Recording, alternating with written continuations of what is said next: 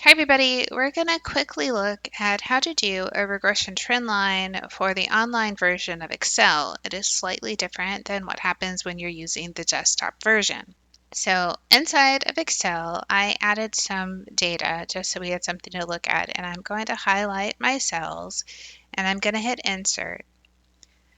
Now I can go over to what's shown, but I'm going to hit recommended charts.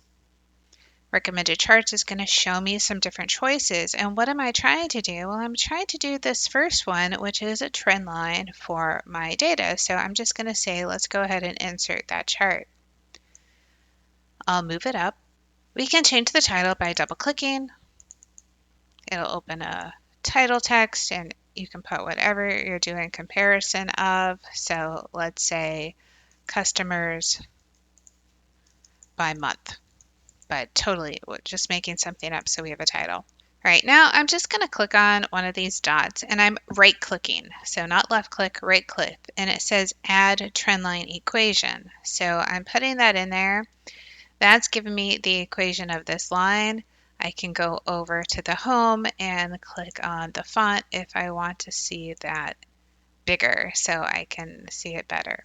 If you also want the correlation for this line, it's probably easiest just to write that you're doing correlation so you remember what you're doing.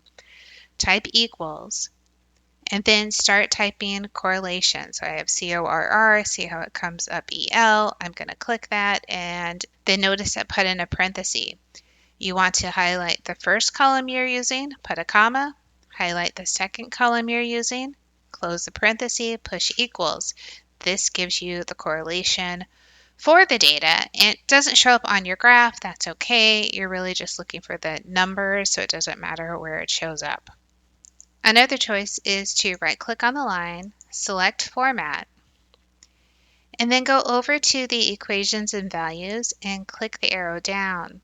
It's already displaying the equation on the chart, but if you want to display r squared on the chart, you can click on there.